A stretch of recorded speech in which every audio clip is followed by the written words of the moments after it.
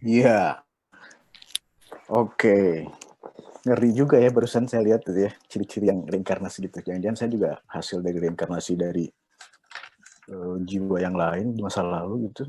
Saya sih masih ragu ya, terus terang aja Pak Iwan, apakah saya ini reinkarnasi dari makhluk lain atau jiwa yang lain gitu ya. Tapi ciri-ciri yang tadi itu pernah saya rasakan tuh. Misalkan saya datang ke suatu tempat yang baru aja hari itu saya datangi seumur hidup, tapi udah merasa akrab dengan tempat itu gitu. Saya pernah ketemu dengan suasananya, kondisinya, gitu. Bahkan dengan orang-orang yang baru aja pertama kali ketemu, kok rasanya udah nggak asing gitu, kayak familiar. Nah itu sering memang. Nah itu memang keraguan ya, keraguan dari kalau saya sih memang dulu, apalagi zaman masih muda ya, sekarang masih muda nggak sih? Nggak sih, masih lah ya. Itu memang saya nggak begitu peduli dengan hal itu, tapi sekarang makin ini ya, makin menua gitu, makin kerasa. Hal-hal itu kan metafisik ya, metafisik. Itu kerasa banget. Hal itu menjadi menjadi hal yang menarik untuk didiskusikan, dibahas gitu. Oke, balik lagi ke materi kita tentang hipnoterapi. Mungkin kita akan bincang-bincang sebentar ya. Boleh motong sedikit? Ya, silakan. Jadi gini teman-teman, hipnoterapi itu dan kaitannya dengan ini past life regression. Ya. Dan karena adalah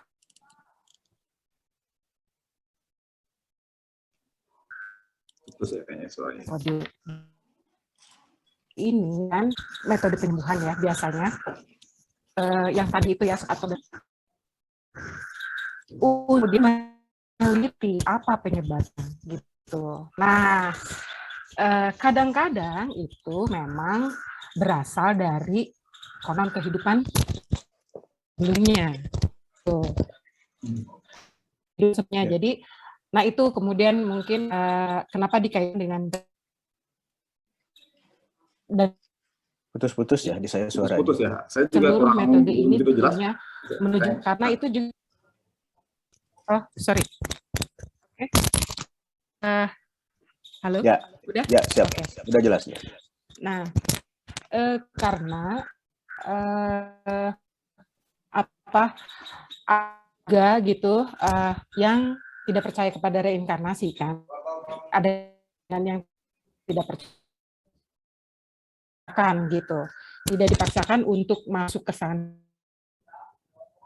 adalah kadang-kadang masuk ke sana tanpa kemudian kita merencanakannya gitu. Memang ada yang merencanakan, misalnya saya pengen ngelihat masa lalu apa kehidupan sebelumnya, ada yang mungkin Pak Iwan nih bisa menjelaskan nih ke kita gitu apa metode ya. Kesulitan saya suaranya ya kurang agak Kang Ije ya. Ya, oke. Jadi pernah. Iya, jadi nanti Pak Yuan. Oke ya. Oke. Pak Yuan, kita pengen tahu banget nih sebenarnya mungkin dari definisi lalu dari esensi dari hipnoterapi itu sebenarnya apa gitu ya, bisa dijelaskan secara jelas gitu ke teman-teman di sini gitu mungkin. Terima kasih Kak. Dita tadi memang suaranya putus-putus. Suaranya putus-putus. Kalau saya lihat tadi simbol-simbolnya juga ini ya. Oke. Tapi mungkin bisa dijelaskan dulu ya, Pak Iwan silakan. Oke, jadi kalau dari sisi pengertian ya, definisi hipnosis hipnoterapi sebenarnya tadi Kang Ije udah menjelaskan ya. Jadi hipnoterapi itu sederhananya adalah suatu proses terapi yang dilakukan dalam kondisi hipnosis gitu. Nah, hipnosis itu sendiri apa? Hipnosis itu sendiri adalah suatu kondisi kesadaran pikiran tertentu. Nah, jadi ada definisi tertentunya ini sebenarnya secara saintifik itu bisa diukur secara gelombang otak ya. Tapi kalau dari sisi praktis misalkan kayak di tempat saya di klinik hipnoterapi tentu nggak punya alat-alat yang seperti itu. Jadi biasanya kita menyampaikan bahwa hipnosis adalah suatu kondisi di mana si klien itu fokus terhadap sesuatu apa yang disampaikan oleh si terapisnya misalnya. Definisi lain adalah dia tidak mengkritisi apa yang disampaikan, ya, sehingga yang disampaikan sugesti itu bisa diterima gitu. Jadi kira-kira secara penjelasan singkatnya kira-kira begitu. Jadi ketika seorang berada dalam kondisi hipnosis itu adalah kondisinya dan dilakukan proses terapi, maka disebutkan hipnoterapi gitu. Nah, karena kondisi hipnosis itu sendiri ketika dia berdiri sendiri, dia tidak bersifat terapeutik, jadi tidak menyembuhkan kondisi hipnosis itu sendiri. Kondisi hipnosis terjadi secara alamiah, kita setiap orang keluar masuk kondisi itu sebenarnya tanpa perlu datang ke hipnoterapis. Nah, tapi seorang hipnoterapis memanfaatkan kondisi itu untuk lakukan proses terapi gitu. Gitu sih, mungkin secara singkatnya seperti itu, Kang Ije. Oke, iya sangat mengerti. Jadi hipnosis dengan hipnoterapi itu dua hal yang berbeda ya tentu ya. Betul. Jadi hipnosis sendiri itu sebenarnya tidak ada kaitannya dengan terapeutis tadi ya. Sementara yang hipnoterapis itu memang punya tujuan untuk terapeutis itu ya. Betul. Oke, Mbak Tita tadi suaranya putus-putus, bisa disampaikan lagi? Oke. Ini udah kayaknya aku nggak perlu pakai video ya, takut ini sinyalnya jelek. Oh iya, yang penting kan penampilannya nggak jelek. Kalau sinyal. Ya, silakan. Betul. Pak Yon tadi bilang bahwa itu hipnosis dan terapi itu adalah penggabungan gitu ya. Bagaimana terapi dilakukan ketika seseorang dalam keadaan hipnosis? Apa itu gitu?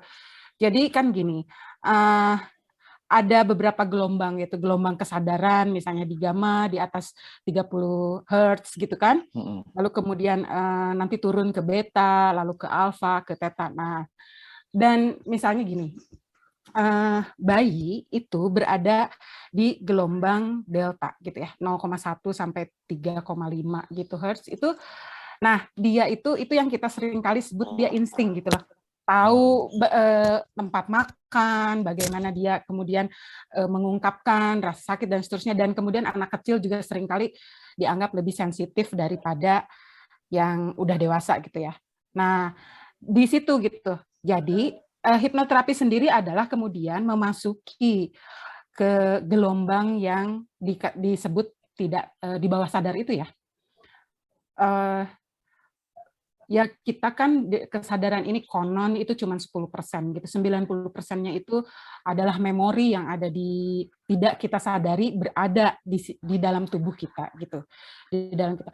Nah, terapi ini adalah mengangkat itu, memori itu gitu. Kalau di pengalamanku mungkin Pak Yon pasti bisa menjelaskan gitu bagaimana stepnya memasuki itu dan kemudian bagaimana terapi itu dilakukan ketika hipnosis telah berlangsung gitu kan. Apa sih yang disebut dengan terapinya itu gitu kan.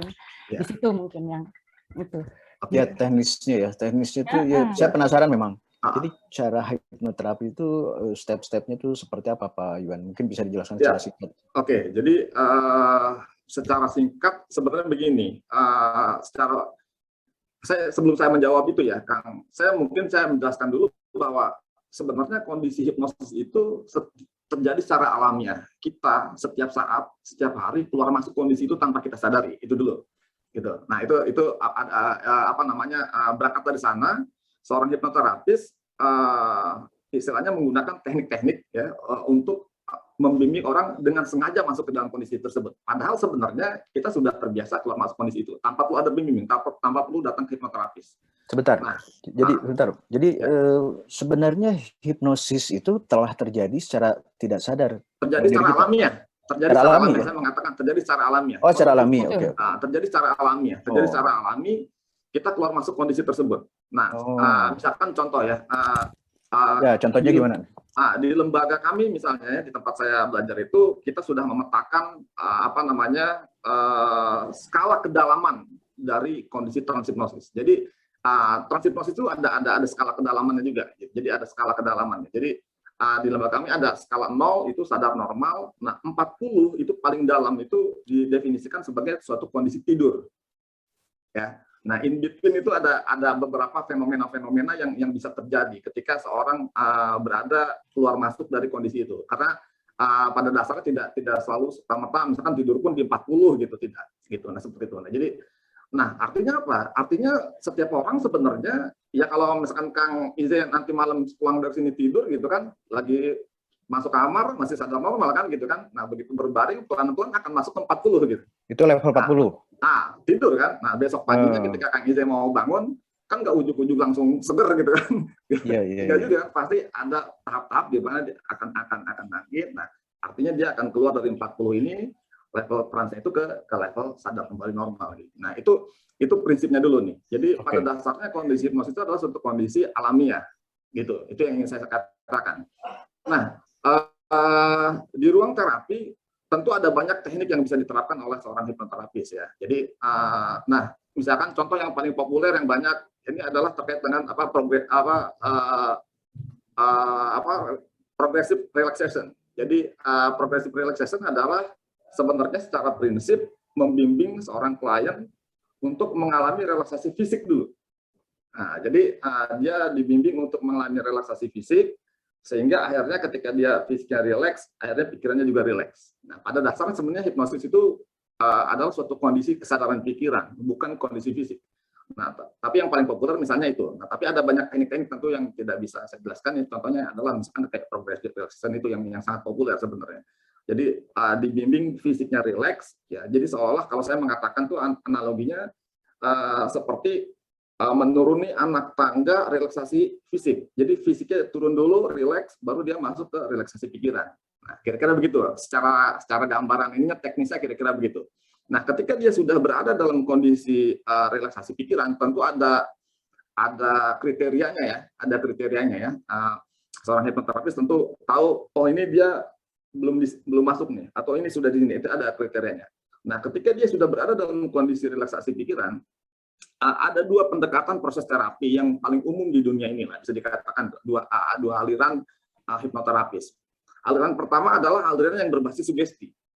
Jadi ketika seseorang sudah berada dalam kondisi transhipnosis tadi, ya, itu sebenarnya dia diberikan sugesti langsung. Gitu. Jadi misalkan contoh kalau Kang Ize ini misalkan takut berbicara di depan umum, gitu, nanti diberikan sugesti mulai saat ini dan seterusnya. Kang Ize setiap kali kayak gitu, itu langsung sugesti. Itu aliran yang pertama, dan cukup populer juga. Nah, itu artinya berbasis sugesti. Nah, aliran yang kedua, dan kebetulan saya di situ gitu ya, termasuk yang macam ini adalah aliran yang berbasis hipnoanalisis.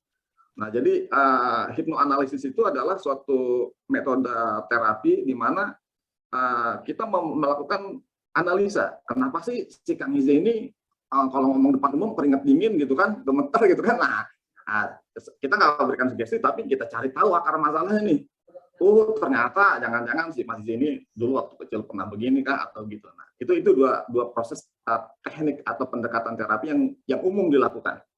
Nah, kira-kira mudah-mudahan bisa menjawab ya, Kang Ize ya. Iya. Oke. Ini ada kesimpulan. Jadi ada dua teknik ya, ada yang lewat sugesti dan hipnoanalisis. Tapi kaitannya dengan tadi yang pertanyaan Mbak Tita, itu sebenarnya sisi apa yang terapeutisnya itu, Pak Yuan? Ya, oke. Jadi pada dasarnya begini, di dalam pikiran manusia ya, jadi kalau kita bicara konsep pikiran, itu rumit sebenarnya. Kita mau belajar ilmu pikiran dari ilmu Jawa, ilmu Buddhism itu sebenarnya sangat kompleks.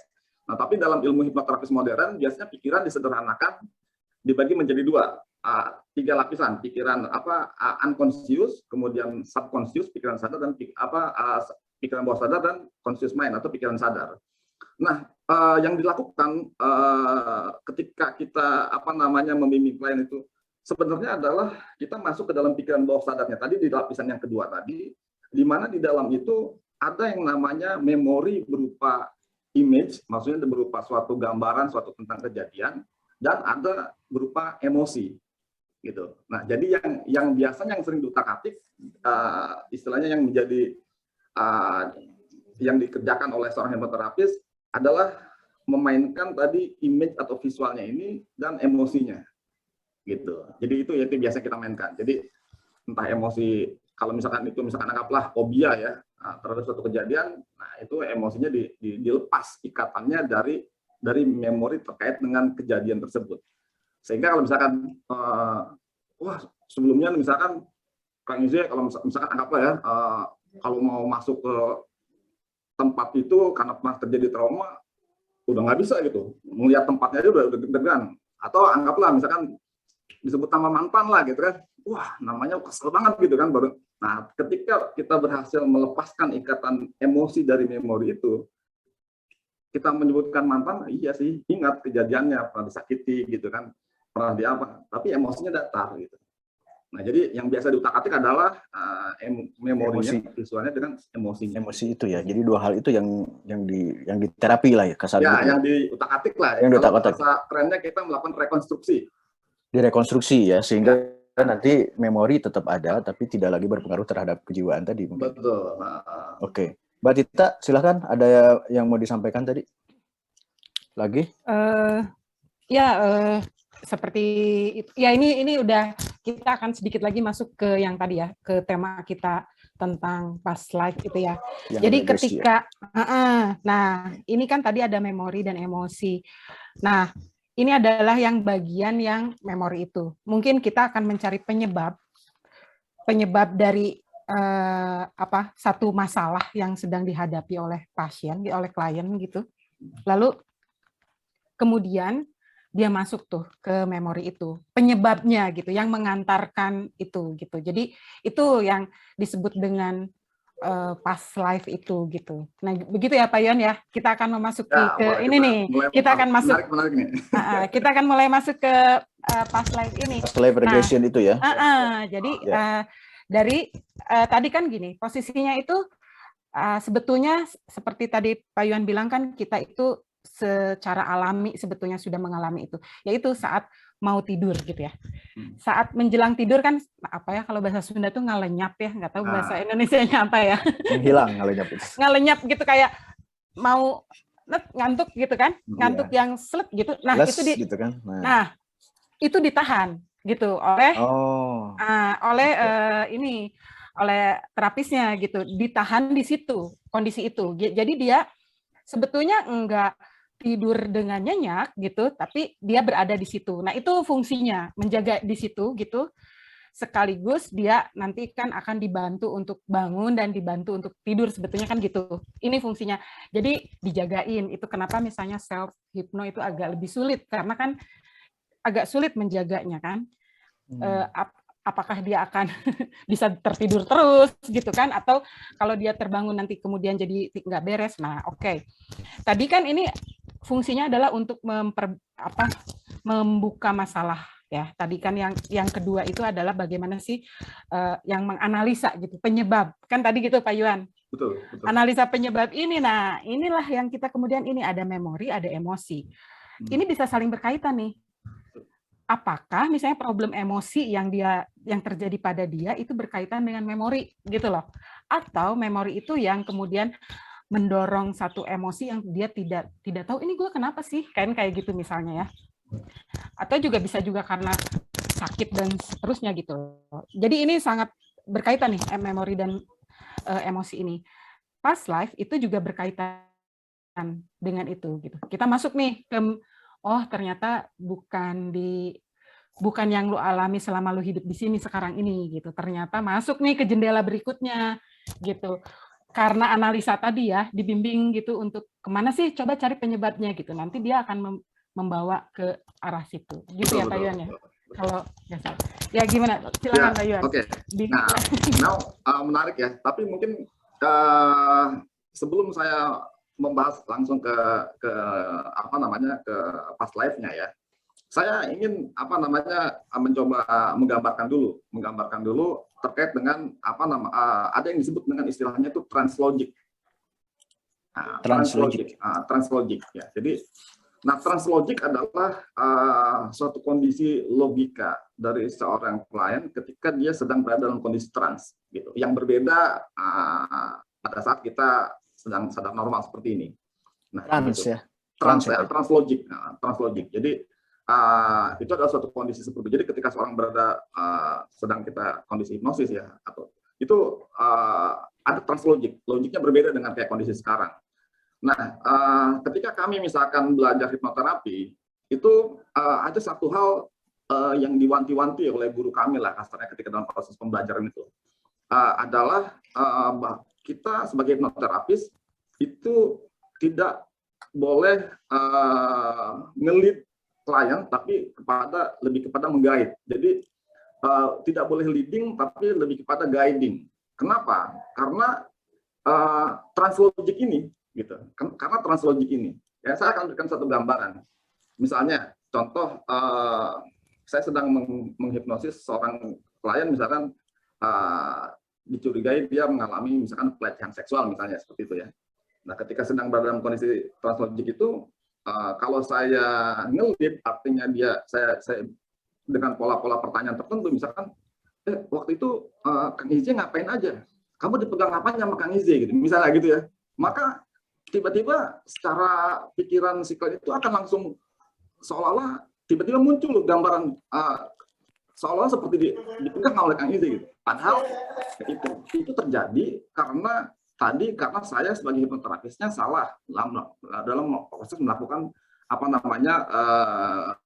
leading gitu. Nah, harusnya saya bertanya adalah apa yang terjadi pada saat itu? Ceritakan apa yang terjadi seperti itu. Nah, itu dulu. Nah, dari sana sebenarnya saya juga kemudian saya akan membawa juga diskusi ini bahwa dengan translogic ini seorang hipnoterapis bisa dengan sangat mudah membawa klien itu untuk regresi maupun progresi. Karena translogic, saya bisa bawa mundur klien kemanapun, gitu. Bisa bawa maju kemanapun juga, gitu. Karena translogic ini, gitu. Nah, berangkat dari sana, maka saya ya memiliki suatu pandangan bahwa ketika kita dengan sengaja ya membimbing klien kepada suatu kondisi di mana pas live tadi, maka ya Kang Izzy bisa mengambil satu kesimpulan lah. Ini translogic. Ya kalau saya ada klien misalkan saya bilang dipegang apanya sama Kang Izzy, maka dia akan menjawab sih itu. Akan menciptakan suatu memori bahwa dia dipegang. Kan gitu. Apalagi kalau misalkan saya akan membawa Kang Izzy mundur ke masa lalu di pas live Kang Izzy misalkan tahun sekian gitu. Nah, sampai dengan sini kira-kira bisa menangkapnya. Nah, pas live itu bisa dilakukan secara hipnoterapis dua. Jadi yang pertama adalah ketika kita melakukan hipnoanalisis dan kemudian tiba-tiba mundur, boom, ke masa lalu dan tiba-tiba mendarat di pas live, dan itu valid. Dan itu rekan-rekan sejawat saya ya itu mengalami seperti itu. Kebetulan saya belum pernah ketemu klien seperti itu, gitu. Tapi artinya ada dari rekan sejawat yang melaporkan menemukan masalahnya di pas live. Nah, ketika dia sudah mengikuti protokol yang benar, di mana seorang hipnoterapis itu tidak melakukan leading, tapi lebih kepada guiding, itu valid, gitu kan. Tapi kalau misalnya dengan sengaja, maka kalau dari saya pribadi, saya mengatakan itu sebagai satu rekreasional. Ya, jadi ya kami melakukan gitu, tapi itu rekreasional. Jadi kevalidannya tidak bisa diandalkan gitu. Kenapa? Karena tadi saya bicara terkait dengan translogic. Nah, tapi kenapa itu masih dilakukan? Karena menurut saya gini, yang penting yaitu konstruktif gitu terhadap kehidupan dari si kliennya gitu. Nah, kan gitu cara pandangnya ya. Jadi kalau misalkan yang tidak benar adalah kalau misalkan itu ternyata destruktif. Misalkan bisa menimbulkan suatu memori baru yang sifatnya negatif terhadap kehidupannya sehingga dia destruktif nih. Misalkan saya ini dulunya penjagal gitu atau apa yang sifatnya akhirnya dia murung, berarti gue ini memang sekarang nih karmanya buruk nih gitu. Nah, itu yang harus hati-hati gitu menurut saya gitu. Karena itu kontraproduktif terhadap kehidupan lain, tidak boleh kalau menurut saya. Itu sih. Nah, mudah-mudahan ya menjawab ya Kang Izzy sama Teh Tita ya. Siap. Ya, jadi ini saya penasaran nih. Jadi ketika digali misalkan si pasien itu ya ke era pas live-nya itu bahkan sampai tembus ke di zaman jiwanya dia belum saat ini gitu ya. Maksudnya gitu ya. Ngomongnya bisa ngomong nggak jelas, Pak Kang Izzy. Oh gitu. Yang ngomongnya bisa kita juga ngerti ngomong apaan. Itu sejauh apa? Sejauh apa kalau bisa di ini Pak Iwan? Maksudnya sejauh artinya bahkan sampai ketika dia ngomongnya pun udah nggak bisa ngomong bahasa Indonesia lagi gitu Pak. Oh iya, iya. Ya kan maksudnya seperti itu kan. Nah, gitu. Tapi ketika itu dilakukan dalam kondisi recreational hipnosis, ya tentu sebagai seorang hipnoterapis bisa lah melakukan itu. Misalkan kita panggil penerjemahnya gitu untuk bisa menerjemahkan, bisa juga gitu. Itu dilakukan. Gitu. Jadi artinya ya kita pernah melakukan gitu. Dia ngomong udah ngaco, udah nggak jelas. Gitu. Ya kita panggil another memory gitu kan yang bisa mentranslate itu. Ya kan lagi-lagi translogik kan. Iya betul. Jadi kayak ini biasanya diminta untuk menggunakan memori bahasa ya, memori bahasa betul. Si klien itu sendiri gitu, sehingga bisa ngobrol gitu dengan kita. Jika kebetulan misalnya orang ini orang inilah ya, memorinya itu tidak sesuai dengan bahasa kita gitu kan. Jadi kita kan susah nih komunikasi, kan ini penting sekali komunikasi ini terjadi dengan si klien ini. Jadi nah itu kemudian diminta gitu untuk kamu gunakan aja memori bahasa yang ini gitu si orang ini gitu kan. Nah itu biasanya langsung bisa. Kebetulan kalau saya pernah nih Pak Yuan tentang sakit gitu ya, sakit yang bertahun-tahun nggak sembuh gitu, terus kemudian kita cari penyebabnya ya, seperti analisa ya ininya. Betul, jadi kita cari terus, dan itu kan kemudian dicari dulu guide-nya dia ya, guide-nya dia dulu gitu untuk menemui guide-nya dia, kemudian baru oke, ini penyebabnya apa nih gitu kan misalnya. Nah, dilempar tuh ke 16-17 dan orang asing gitu ya. Dia kemudian menceritakan bahwa dia waktu itu sedang berada di dalam ruangan yang dikunci gitu, anak kecil gitu kan, yang ternyata sakitnya itu dia sakit karena ditendangin sama bapaknya gitu waktu itu si anak ini gitu kan. Kemudian ditendangin sama bapaknya, kemudian dia disiksalah sama bapaknya itu, terus kemudian dia keluar dan ditolong sehingga dia meninggal dan sebagainya. Nah ini kemudian yang ini penyebab pertamanya gitu kan, penyebab pertamanya yang membekas di dalam memori tubuh dia gitu. Baru tuh kan yang dilakukan adalah memberikan maaf ya. Yang dilakukan itu memberikan maaf untuk mengobati itu kan. Nah itu, dan kita juga menjelaskan bahwa maaf itu bukan melupakan, tetapi menempatkan hal itu di tempatnya. Bahwa itu terjadi betul, bahwa itu menyakitkan kamu betul, tetapi jangan dibawa di dalam kehidupan, tetapi disimpan di tempatnya, gitu kan? Sehingga tidak mengganggu lagi sekarang. Sehingga ketika proses memaafkan itu adalah proses belajar sebetulnya. Jika di dalam satu kesalahan itu mendapatkan satu pelajaran, menurut saya sih, maka kamu sudah mendapatkan pelajaran. Artinya kamu sudah mendapatkan keuntungan dari situ, dan kemudian itu tinggalkan di situ, sehingga kemudian pelajaran itu yang diambil. Gitu sih. Nah itu terjadi dengan sendirinya Pak. Jadi saya bukan yang rekreasi itu. Ya? Bukan. Dia muncul seperti itu. Ya? Dia muncul seperti itu gitu. Nanti balik lagi nanti kemana gitu kan. Sampai kemudian ke yang sekarang juga gitu. Jadi tapi di masa lalu gitu kan. Misalnya ternyata ketika dia lupa meminta maaf kepada apalah gitu kan, dan seterusnya. Nah itu sih yang dilakukan. Jadi itu Kang Ize yang pas live itu oleh Tita ini yang disebut dengan rekonstruksi tadi. Jadi yang melakukan rekonstruksi itu yang diceritakan tadi itu sebenarnya ada proses rekonstruksi. Jadi yaitu rekonstruksi apa yang ada di pikiran bawah sadar klien. Tentu, itu yang sebenarnya yang direkonstruksi apanya tuh Pak Yuan? Memori sama emosinya kan. Memori emosi. Kan yang tersimpan yang misalkan dia menyebabkan tadi yang sakit yang tadi bertahun-tahun itu. Penyebabnya apa kan dicari akar masalahnya. Dan data itu dikumpulkan untuk metode penyembuhan si pasien itu ya. Betul. Ya. Jadi dan kalau sepengalaman saya sih yang tidak panjang ini nih Pak Yuan, sel-sel tubuh itu juga memiliki memori. Jadi kayak misalnya, ini sakit di bagian apa? Katakanlah misalnya di bagian ginjal atau apa ya. Itu bisa juga dipanggil gitu loh. Si memori di ginjalnya apa sih yang terjadi? Karena misalnya dia tidak mengetahui nih, Ya, ya. Nah ini tidak mengetahui ya. Kalau diizinkan ya, tapi harus selalu minta izin ya. Apakah boleh ginjalnya berbicara misalnya gitulah.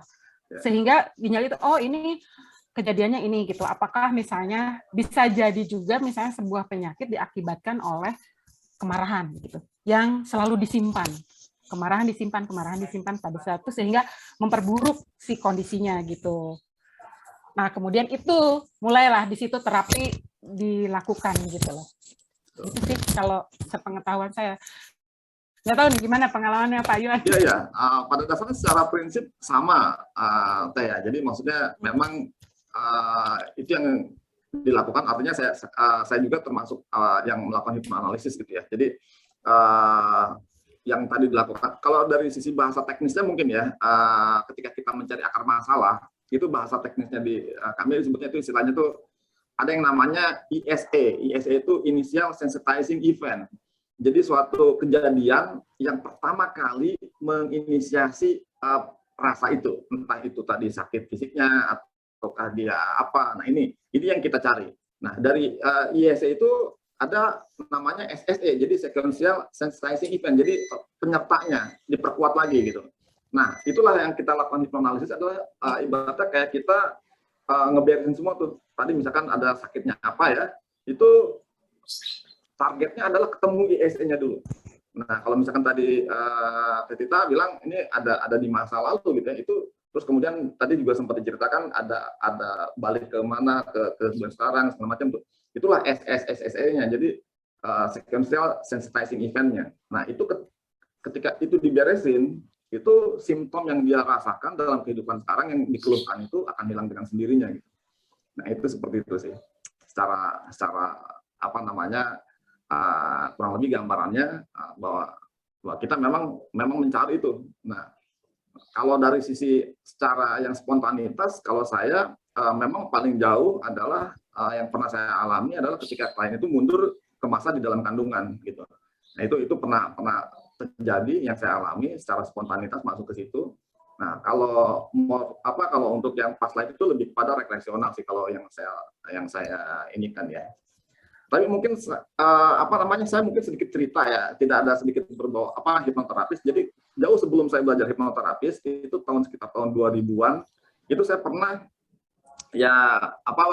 berguru gitu ya, belajar meditasi apa segala macam, dan kebetulan pernah dibimbing juga.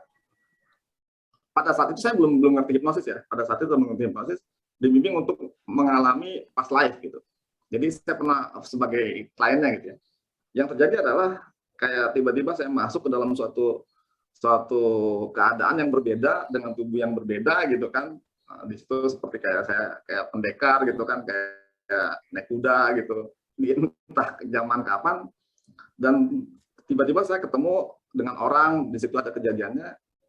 Tapi for some reason gitu ya, saya merasa, loh ini kan bapak saya gitu, yang sekarang gitu. Nah itu kayak gitu sih.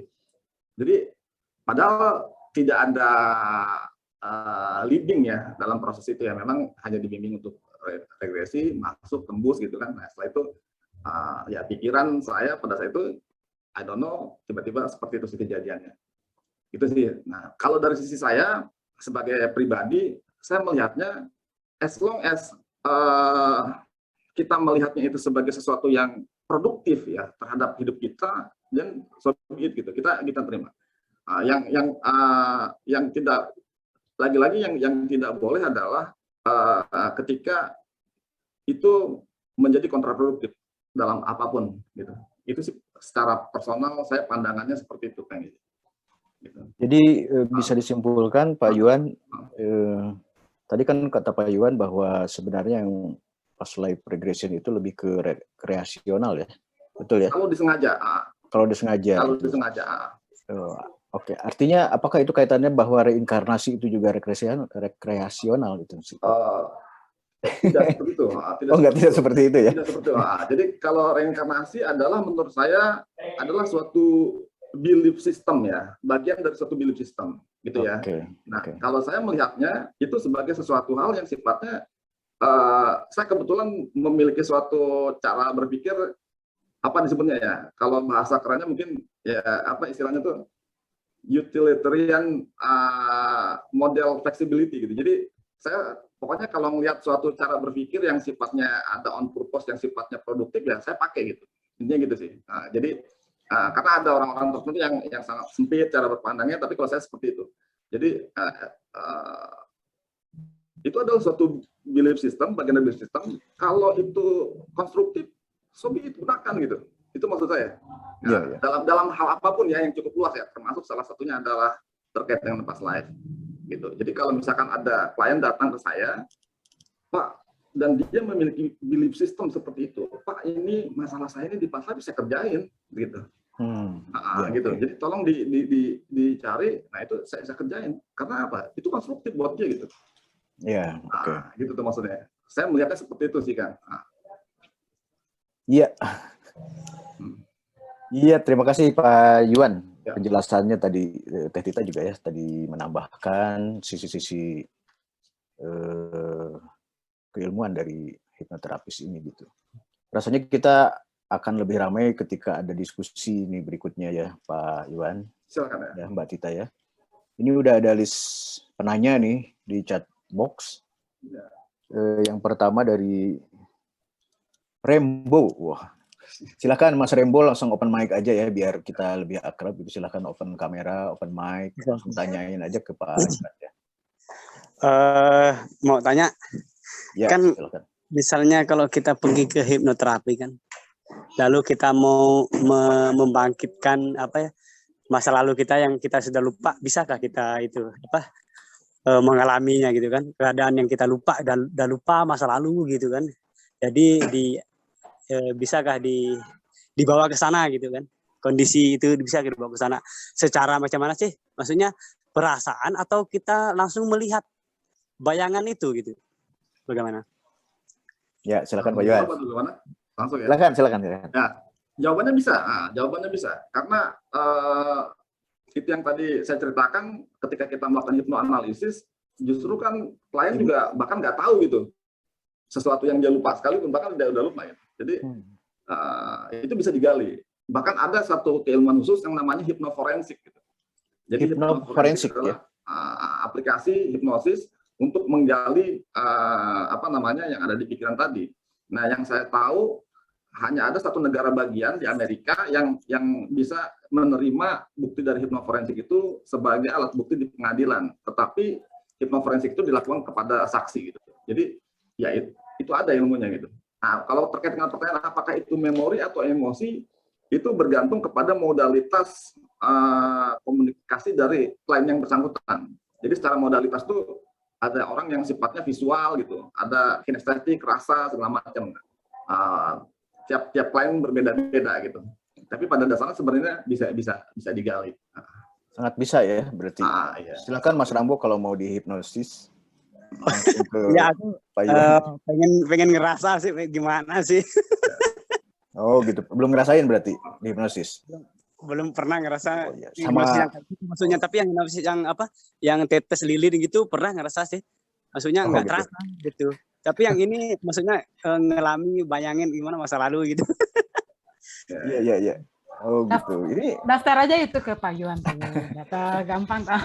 Ini udah langsung. Nanti kita kasih kontaknya. Iya. Ini menarik tadi yang tetes lilin atau yang fobia menjadi enggak itu, atau ya kalau uya-kuya mah itu hiburan ya, pasti jelas bodong gitu. Nah, tapi yang kasus teman saya itu beberapa orang yang terkena hipnosis lalu ATM-nya dikuras gitu. Itu beneran itu berarti ya, Pak Yuan ya? Kalau Uya sih saya sih lebih melihatnya begini. Secara dia ada bagian-bagian hipnosis di dalamnya, tetapi sebenarnya kalau seandainya benar-benar terjadi itu seperti itu, bisa jadi itu ilmu yang lain sih. Kalau saya sih melihat gitu. Jadi awal itu ilmunya sangat luas gitu ya. Dari apa yang saya pahami, hipnosis itu butuh klien untuk mengizinkan untuk dia mengalami kondisi hipnosis gitu. Tapi bahwa dari cerita-ceritanya saya melihatnya itu mungkin ada parts dari hipnosis juga yang dia gunakan sih. Kira-kira gitu kan. Ya, dan ini Ize, kalau hipnoterapi itu kalau dia bersekolah gitu ya ada etikanya lah. Ada etika yang harus kita ikuti. Itu semacam dokter juga, jadi ada etika yang harus kita patuhi gitu. Nggak bisa. Nah, tapi kalau ada orang yang melanggar etika itu ya nggak tahu juga ya Pak Yuan. Betul. Yang nipu di ATM itu pasti nggak sekolah itu, tapi berhasil masalahnya gitu. Itu kejadian memang. Tapi itu fenomena sosial yang menurut saya sih emang ada kaitannya dengan hipnosisnya ya, bukan hipnoterapisnya. Iya, hipnosisnya ya. Hipnosisnya kan kondisinya itu bisa dikatakan saya melihat yaitu ada pas dari kondisi hipnosisnya, tapi ilmunya menurut saya memang ada sesuatu yang berbeda lah. Berbeda dari itu ya. Betul. Ya mungkin aja kan kalau di Indonesia ada sisi-sisi klinik magic gitu ya. Ya, itu saya setuju gitu. Ya, iyalah pasti saya. Ya, berikutnya nih pertanyaan dari Mbak Lucia ya. Silakan open mic, open kamera Mbak Lucy biar kita tahu, biar kenal di jalan bisa menyapa gitu ya. Ada hadir? Mbak Lucia masih monitor? Halo? Halo, silakan. Langsung aja Mbak Lucia. Iya, kepada saya udah tulis sih pertanyaannya di chat. Jadi sebenarnya berarti kita bisa ya melakukan past life regression dibantu oleh hipnoterapis. Dan in terms translogic artinya kita bisa benar-benar bahwa kita memang mengalami past life regression kah, dengan catatan hipnoterapisnya tidak melakukan leading, begitu bukan sih Pak Yuan? Silakan Bu Yuan langsung. Ya, betul Bu Lucia. Ya, jadi ya sebetulnya memang begitu ya. Jadi artinya kita bisa baik leading maupun guiding sebenarnya terjadi gitu ya. Cuma yang ingin saya sampaikan, yang tadi berulang saya sampaikan adalah kalau kita mau menganggap bahwa data yang kita dapatkan itu cukup valid, itu harusnya dilakukan tanpa leading gitu. Itu yang ingin saya garis bawahi sebenarnya gitu. Jadi ya sejauh ini ya kalau mau melakukan secara itu ya kalau selama masih konstruktif, menurut saya sih enggak. Secara pribadi saya mengatakan nggak ada masalah. Dan itu bisa dipastikan bahwa memang itu dia mengalami di past life gitu ya, bukannya ya itu karena tadi ada tanda-tanda bahwa si klien itu akhirnya dia berbicara dengan bahasa yang berbeda gitu dan seterusnya gitu ya Pak. Lagi-lagi kalau itu sifatnya disengaja, saya mengatakan tadi seperti saya katakan itu ya itu bisa dikatakan apakah dianggap sebagai suatu benar-benar past life atau tidak, ya whatever it is, as long as dia konstruktif terhadap kehidupannya nggak ada masalah gitu menurut saya ya. Tapi kalau dia tidak disengaja dan kemudian boom mendarat di sana lah seperti yang tadi diceritakan misalkan Teh Tita, ya menurut saya sih ya itu baru valid ya gitu. Maksudnya secara kenapa itu harus benar-benar ditekankan karena itu tadi kami sebagai hipnoterapis ya kita tahu gitu ada namanya translogic ini, jadi saya bisa menciptakan satu false memory implant dengan sengaja hanya dengan melanggar prinsip leading dan guiding tadi gitu. Jadi yang ini kita yang harus sampaikan gitu ya. Jadi saya tidak setuju secara pribadi kalau misalkan langsung divonis atau langsung belum apa-apa langsung dikatakan masalah kamu itu past life-nya begini gitu. Menurut saya itu yang saya tidak setuju. Menurut saya itu ya pembodohan juga gitu ya. Tapi kalau kita mengatakan bahwa kita mencari akar masalah gitu, tapi saya kan nggak tahu, Anda juga nggak tahu. Gitu. Ya kita gali sama-sama di pikiran bawah sadar. Ya perkara mendaratnya dia di usia 5 tahun di dalam kandungan di past life, I don't know gitu. Okay. So, kita alami gitu sih sebenarnya. Dari sisi saya cenderung berpendapat seperti itu. Oke. Berarti ntar banyak nih yang daftar ke Pak Yuan untuk past life regression. Terima kasih Pak Yuan, Kang Ize. Setidaknya Mas Rambo sama Mbak Lucy udah siap. Ya, berikutnya ada dari Mas BM. Ini Mas apa Mbak ya? Silakan, langsung aja. Open mic, open Ya, cam. halo Mas Oh, Yam Mas. sama Mbak Tita. Ya, Ya, ini saya mau bertanya.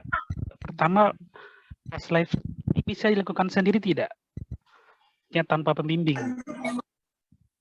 Sorry, Eh, boleh diulang nggak? Agak putus. Pas live ini Mas bisa dilakukan sendiri tanpa pembimbing Oh. atau bagaimana? Nah, terus tadi kan ditayangkan tadi video 1-10 tadi. Nah itu hampir banyaknya kan saya alami tuh yang 10 poin itu. Terus saya mau tanya juga sejauh mana sih banyakkan mana pengaruh ke kehidupan kita sekarang, apakah di pas live-nya atau di umur kita yang hidup sekarang ini? Terima kasih Mas. Ini pas live itu apakah bisa dilakukan sendiri? Bisa. Tentu saja bisa. Itu perlu latihan ya. Kalau saya sendiri nggak bisa. Karena saya apalagi berarti. latihannya menurut saya sih latihannya cukup sulit dan disiplin, dan kemudian itu tentu saja harus ada pendampingan ya. Kalau saya sendiri nggak berani gitu. Setelah saya mengetahui bagaimana teknik hipnoterapi, saya belum bisa menghipno diri sendiri untuk bisa pergi ke sana gitu. Sepertinya memang seru sih. Tapi bisa itu ya?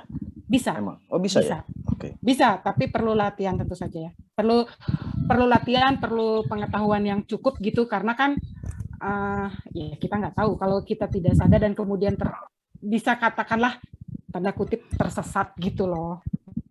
Kan repot juga gitu kalau misalnya tersesat di satu dimensi waktu gitu misalnya gitu kan. Agak sulit kembali, itu kan kemudian terjadi kerepotan sendiri. Kalau menurut saya, tapi nggak tahu nih Pak Yuan, gimana nih? Gimana Pak Yuan? Memang setuju sih. Kalau pendekatannya hipnosis ya,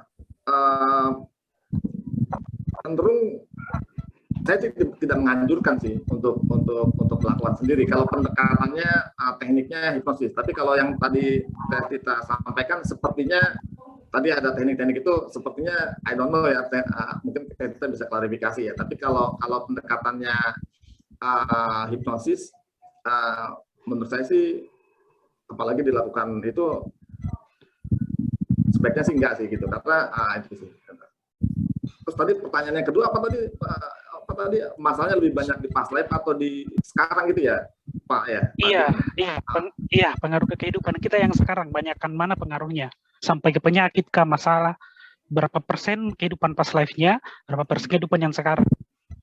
Ya itu Pak, kalau dari sisi pengalaman saya pribadi secara praktis gitu ya, saya by the way praktek hipnoterapi sejak tahun 2012 gitu ya sampai sekarang.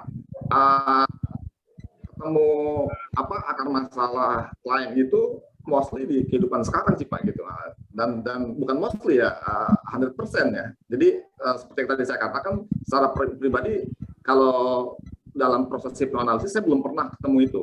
Tetapi saya katakan ya, ada klien-klien rekan-rekan sejawat saya yang mengatakan dia menemukan itu dalam kondisi prakteknya, dan kami menggunakan protokol yang sama. Artinya itu berarti valid lah. Saya paham saya kenal sejawat saya gitu ya. Nah, tapi dari sisi pengalaman pribadi saya mengatakan 100% sih selama ini klien saya di kehidupan sekarang saya belum pernah kalau dalam kondisi, kecuali rekreasional hipnosis itu saya nggak hitung. Nah, maksudnya rekreasional hipnosis adalah atas permintaan dia untuk sengaja masuk ke dalam kondisi pas live ya. Itu sih. Dari sisi saya seperti itu sih Pak BM. Mudah-mudahan cukup jelas atau silakan.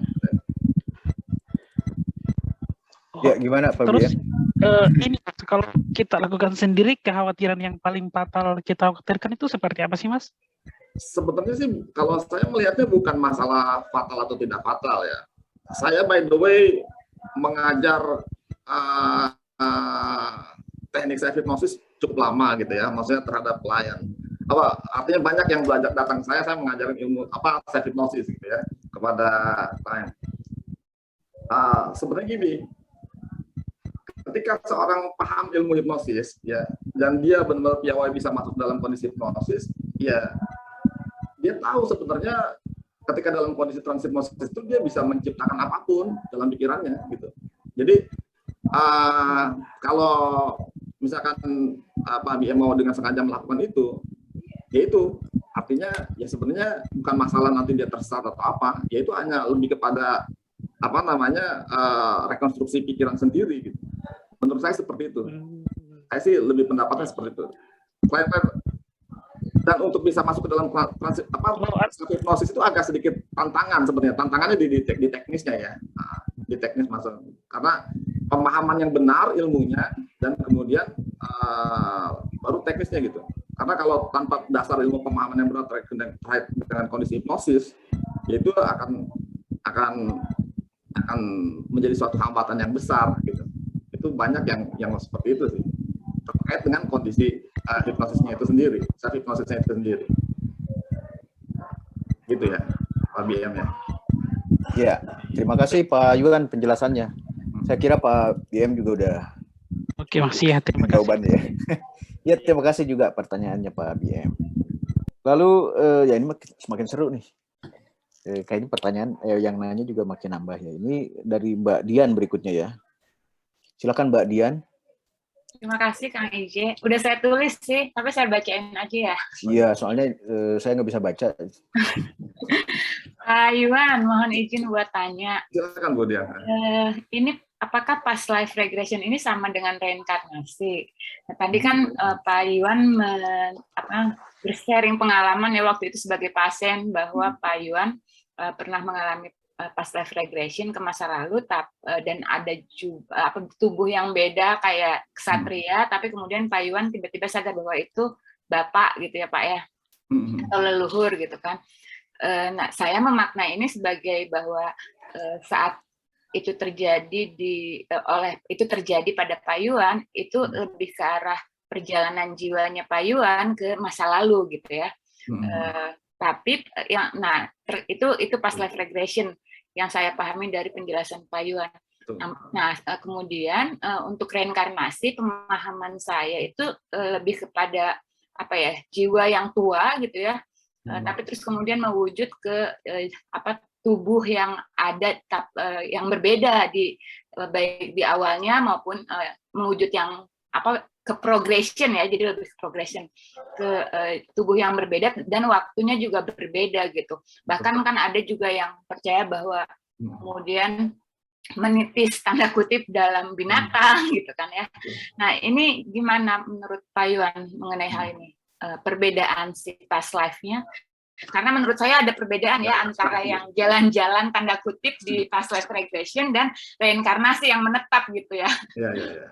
Menurut saya menarik sekali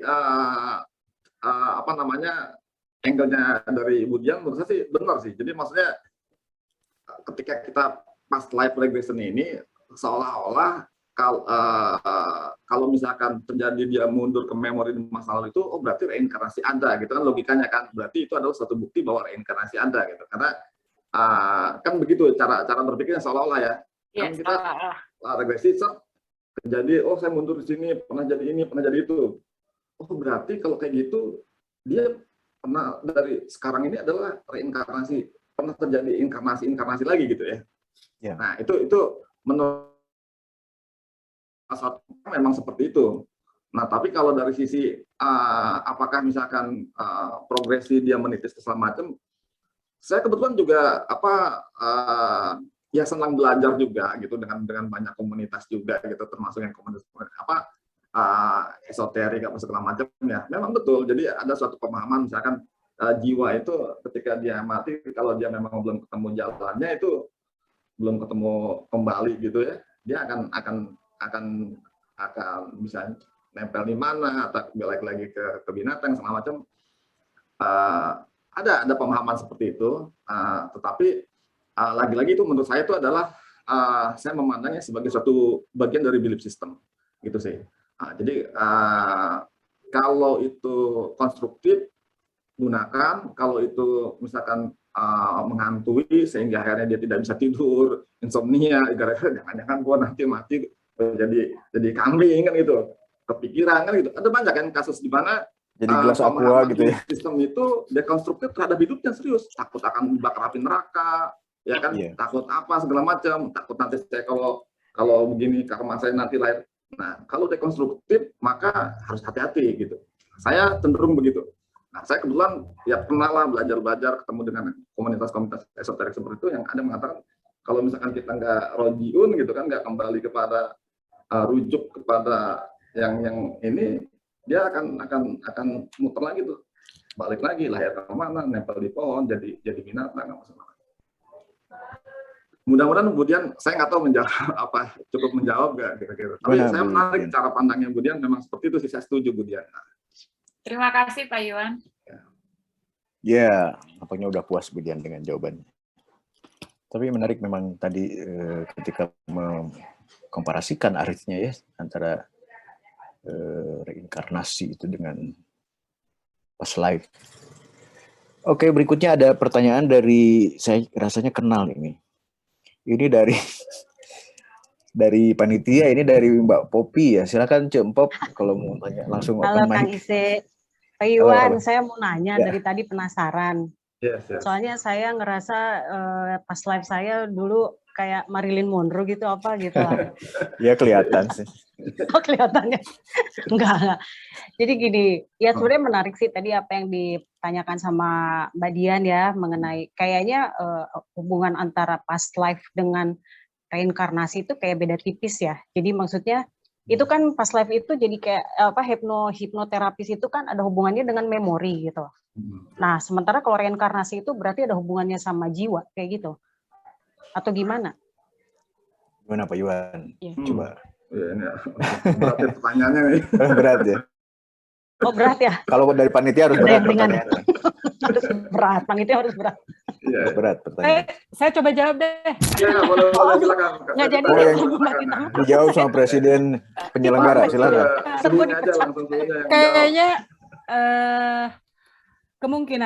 kemungkinannya nih ini beda gitu. Memori kan gini ya. Kalau saya kan dari pembicaraan yang sebelumnya nih tentang kekekalan energi gitu ya. Nah, ada memori di bagian kan setiap sel tubuh memiliki memori gitu kan kalau saya percaya dari ini. Nah, itu ada bagian-bagian memori yang terbawa. Jadi dia tidak seutuhnya, bisa jadi gitu menurut saya.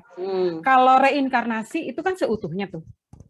Kita misalnya ngelihat lama itu kan reinkarnasi ya karena dia menjalankan tugasnya, kepercayaan itu ya. Jadi dia memilih, dia seutuhnya seluruh pengetahuan dan seluruh itunya adalah kemudian dilanjutkan kan gitu. Nah, kalau sejauh yang saya tahu itu seperti potongan-potongan memori gitu. Jadi potongan-potongan memori yang terbawa gitu loh. Tapi dari inkarnasi dia gitu. Maksudnya dari zaman dulunya dia. Ya gitu. Ya nggak tahu ya. Karena kan kita sulit membuktikannya apakah itu betul benar-benar dari zaman itu gitu atau enggak gitu kan. Itu kan tergantung kepercayaannya masing-masing. Tetapi yang sejauh yang pengalamanku sih ada sebagian memori. Jadi dia belum tentu bisa menceritakan kehidupannya saat itu dari mulai kecil sampai kemudian mati gitu. Bisa jadi gitu. Tetapi ada juga yang di past life regression ini ya, yang hipnoterapis ini, yang memang dia reinkarnasi gitu. Artinya misalnya dia memilih gitu, atau dia ditugaskan untuk masuk ke bumi gitulah, atau turun lagi gitu, kayak gitu untuk memasuki jiwa itu. Itu tapi sangat bergantung kepada kepercayaan ya, keyakinannya masing-masing. Jadi kalau si kliennya bilang saya nggak mau masuk ke situ, ya kita nggak boleh juga gitu, melakukan itu gitu. Tetapi kalau kata kliennya bebaslah gitu ya, ya oke, bisa kita gali gitu. Misalnya karena permasalahannya misalnya ternyata dari memori yang dia miliki itu gitu kan, yang dari kehidupan sebelumnya itu gitu.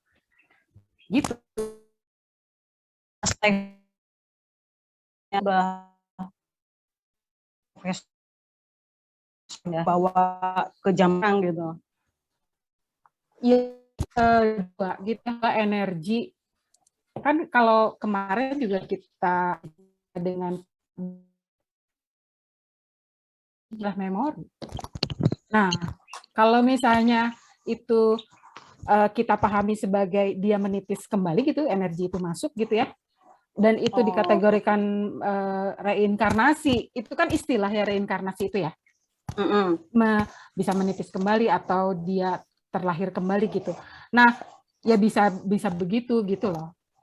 Apakah dia reinkarnasi? Ya kalau saya sih saya nggak tahu gitu ya. Maksudnya kayaknya susah sekali untuk memastikannya karena kan alat ujinya itu juga nggak ada ya. Alat ujinya apakah ini benar-benar nih keseluruhannya atau enggak gitu.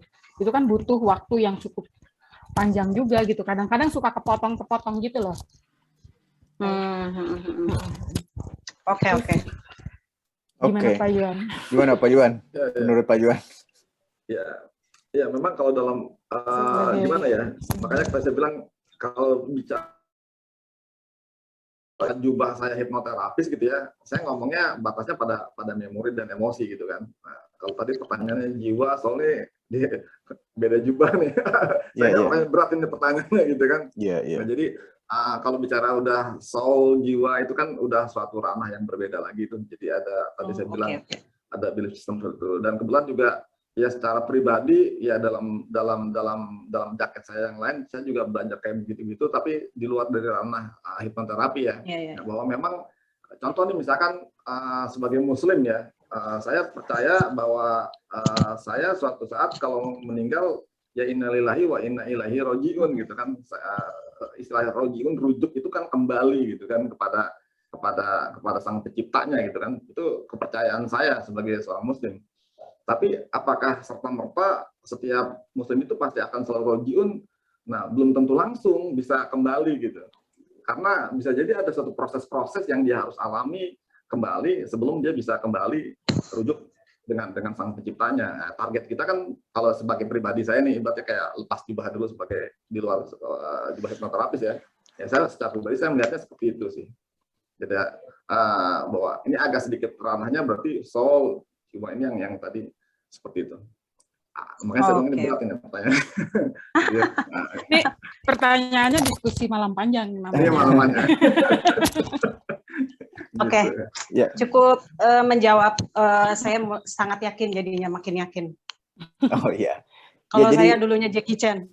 Jackie Chan masih hidup ya? Katanya Marilyn Monroe gimana sih?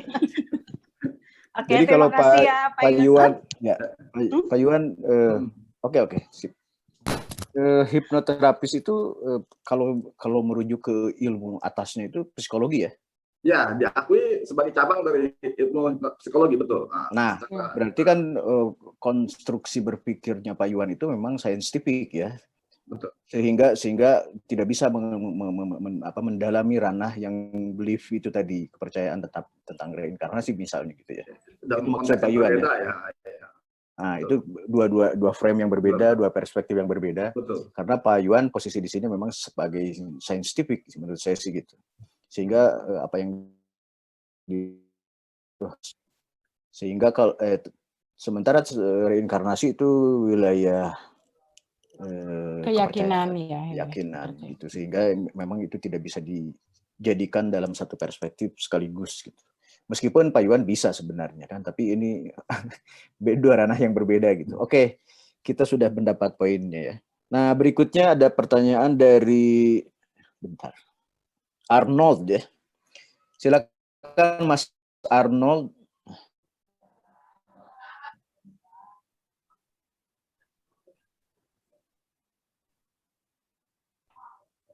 Halo. Siap. Ya. Silakan. Oke, selamat malam. Punten mau nanya. Silakan. Apakah past life regression ini berkaitan dengan sesuatu yang dengan Akashic record? Apa? Terima kasih. Akashic record itu apa? Bisa dijelaskan mungkin? Oke. Akashic record yang saya pahami adalah semacam perpustakaan yang berisi tentang memori hidupnya manusia. Oh, oke. Gimana Pak Yuan nih? Apakah ada korelasi dengan Akashic record, past life regression ini? Saya melihatnya agak sedikit berbeda ya. Kalau tolong koreksi ya, kalau pemahamannya Akashic record ini kan di alam semesta ini ada suatu kontinum yang isinya memori gitu kan ya. Ya. Nah, ketika kita masuk ke dalam kondisi deep trance, kondisi alpha itu biasanya kita bisa tune in ke memori tersebut dan kemudian entah itu tiba-tiba dia mendapatkan wahyu atau ilham kayak gitu kan. Jadi ada seperti itu. Tapi past life regression ini menurut saya sih nggak begitu sih. Nah, jadi past life regression itu ya memang spesifik dari kondisi dia gitu kan. Artinya dia ada suatu simptom, kemudian kita mencari akar masalah dan ketemu itu. Jadi saya sih melihatnya seperti itu sih, Pak Arnold ya. Siap. Cukup menjawab ya rasanya ya, Kang Arnold ya. Cukup menjawab. Ya, siap. Terima kasih Pak Yuan. Sami-sami. Nah, aku rasa ya Pak Yuan, kalau saya misalnya punya pengalaman nih, kan ada yang ingin misalnya momen membuat dia bahagia, mengangkat mentalnya gitu. Nah, ternyata Pak Yuan dia tuh maju nih ke masa depan. Momennya nah itu gimana ya? Itu kan bukan memori ya. Artinya kan kalau memori kan dia di masa lalu. Aduh, ini siapa nih? Raditya, maaf itu tolong. Ya kan itu di kalau pas life regression itu kan di masa lalu atau misalnya penyembuhan ini ketika apa yang sudah terjadi gitu ya di saat itu. Nah kalau yang ke depan itu apa tuh? Gimana tuh cara bacanya Pak Yuan? Kalau ke depan itu kita ke masa lalu, saya katakan dengan translogik kita saat ya dengan klien saya pasti saya di akhir session pasti melakukan progression itu udah biasa biasanya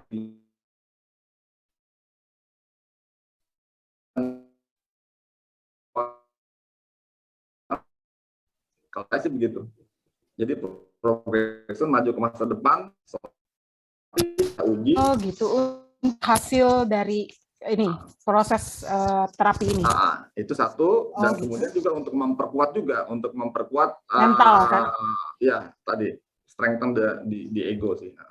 Sebentar Pak Yuan, itu progression itu maju kan ke kehidupan dia di masa depan itu. Ya, itu sejauh mana sih, saya penasaran aja gitu. Maksudnya apa dia langsung ke ke wilayah yang paling jauhnya itu sejauh apa gitu? Oh ya, kalau dari praktek di klinik hipnoterapi, progression itu nggak boleh jauh-jauh gitu. Maksudnya satu hari gitu. Proses terapi atau 1 minggu atau 1 bulan gitu, nggak kayak ke depan. Jadi misalkan tidak berpindah dimensi ya? Oh bukan dimensi, tapi lebih kepada menguji setelah proses terapi itu kalau dia anggaplah progresivitasnya gitu ya. Ke depannya itu seperti apa sih ya? Efeknya gitu. Yang kita lihat seperti itu sih kan. Understood. Oke, makin menarik nih. Wah, ini yang nanya Rambo lagi ya kayaknya ya. Silakan Mas Rambo, langsung ini kayaknya penasaran banget pengen dihipnosis nih. Masih ada yang lain nggak? Kalau misalnya masih ada kuota aja nanti. Oh ya oke, berarti langsung ke Mas Hagi ya. Silakan. Mas Hagi udah progresi nih. Iya, terima kasih. Selamat malam semuanya. Pas kebenaran saya nanya ini, langsung dibahas sama Tevika sama Kak. Oh, ya. Jadi kalau dalam bayangan saya, past life regression sama progresi ini adalah mesin waktu yang sebenarnya.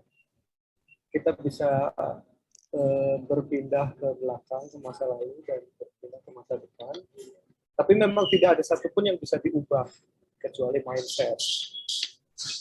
Nah, pertanyaan saya, kalau progresi, tadi dijelasin sama Pak Yuan, itu nggak bisa terlalu jauh. Sebenarnya kalau buat yang percaya ya, alam semesta udah selesai, tidak ada perubahan apapun, memang sudah diciptakan demikian gitu. Kita hanya menjalaninya. Nah, menjalaninya ini ada berbagai posibilitas. Kalau saya melakukan ini, maka nanti hasilnya itu. Kalau saya melakukan itu, nanti hasilnya ke sini. Nah, itu kita boleh milih. Nah, yang jadi pertanyaan saya, sebetulnya apa yang disebut dengan free will itu? Maksud saya itu, Kalau misalnya sudah ditetapkan demikian, lalu kebebasannya itu di mana? Milih. Hanya memilih aja ya. Jadi enggak. Di memilih, ya. Itu free will kan kita bebas kalau menurut saya ya. Ya. Nggak tahu menurut Pak Yuan. Kalau menurut saya kebebasan yang kita miliki adalah memilih gitu loh. Kan seperti bahwa kita mungkin ditakdirkan katakanlah jomblo gitu. Ternyata konon diyakini gitu. Tapi ternyata misalnya kalau kamu memilih jalannya yang ini, kamu bisa enggak gitu loh. Tapi kalau kamu memilih jalan yang ini ya akan kan bisa bergeser gitu kan. Kalau menurut saya sih takdir apa nasib ya. Free will itu memilih menurut saya. Kebebasan untuk, tetapi kan selalu kebebasan tidak ada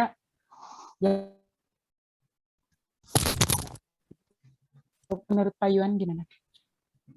Putus-putus tadi saya kurang begitu jelas yang disampaikan Rita. Jadi seperti gini sih, kalau saya sih percaya free will itu memang apa namanya suatu apa bahasanya ya, ada suatu given gitu. Kalau menurut saya free will itu. Nah memang saya melihat ada orang yang terjebak ya di dalam suatu kondisi di mana seolah-olah dia tidak punya free will. Ini pendapat saya ya. Nah, jadi menurut saya free will itu given. Pada dasarnya manusia adalah apa namanya makhluk yang apa namanya dibekali dengan akal gitu kan untuk berpikir. Itu artinya kan dia bisa memilih opsi-opsi. Opsinya udah bukan dua lagi tuh, udah banyak sekali pilihan apa yang dia bisa. Tapi saya melihat ada orang-orang yang terjebak bahwa dia pada suatu kondisi di mana dia berpikir dia tidak merasa bahwa dia bisa memilih gitu. Tapi menurut saya sebenarnya free will itu adalah given. Pendapat saya sebagai manusia ya, manusia dilengkapi dengan akal, dia bisa melihat situasi dalam suatu, bahkan kasar itu dengan ilmu teknologi pikiran yang sekarang berkembang ya, misalkan dengan adanya ilmu NLP ya, bahkan misalkan wah ini saya lahir dari keluarga miskin, hitam, jelek, jomblo gitu kan, dengan NLP seolah kondisi itu seolah tidak berubah. Nah, tapi kita bisa melihat itu dari sudut pandang yang berbeda sehingga terlihat berbeda. Gitu. Itu kan free will termasuk. Jadi melihat suatu kondisi yang tadi dikatakan ini kan udah sesuai apa tadi diceritakan ya memang udah begitu tidak berubah kondisinya. Betul. Tapi cara pandang gitu. Betul. Tapi cara pandang kita terhadap itu free will kita bisa berubah. Cara pandang kita terhadap realita itu ada di tangan kita. Itu luar biasa menurut saya. Apa namanya sesuatu yang luar biasa. Karena memang kita tidak bisa merubah dunia gitu yang tadi Pak Hagi ceritakan, tapi cara kita merespon, memandang dunia itu ada di tangan kita. Dan itu berubah, benar-benar berubah. Kalau dalam bahasa NLP itu ada istilah yang disebut the map is not the territory. Jadi realita yang ada di pikiran kita itu bukan realita yang sesungguhnya gitu.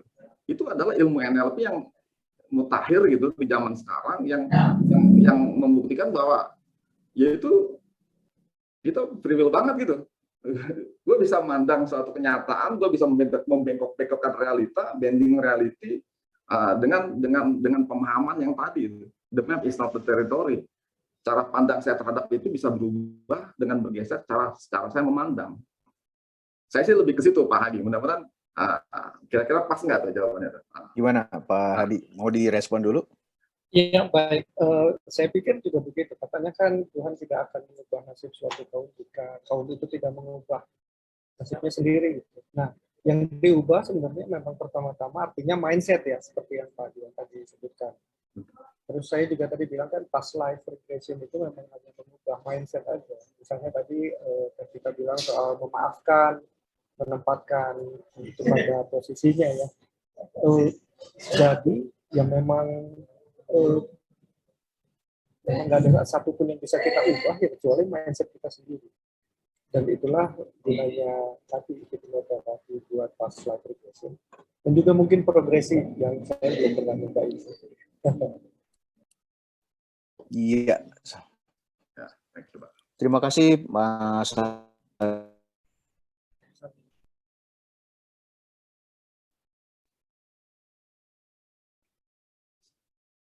Suaranya putus-putus. Kang, izin.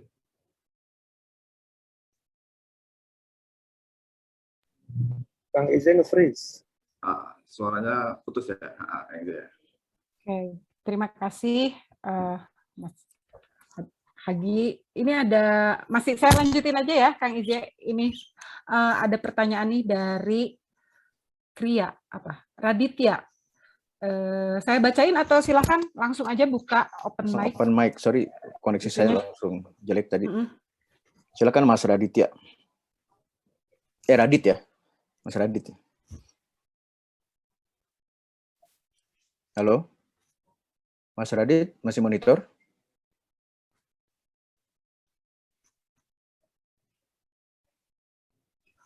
Roger, Mas Radit masih monitor? Ya. Ganti. Gue bacain aja ya. Ya, silakan. Silakan. Masuk. Oh, ini ada nih. Oke. Masuk. Silakan. Nah, iya, aku kan soal si si energi itu kan berarti kan si jiwa itu kan makanannya ya pokoknya saling melengkapi lah ya.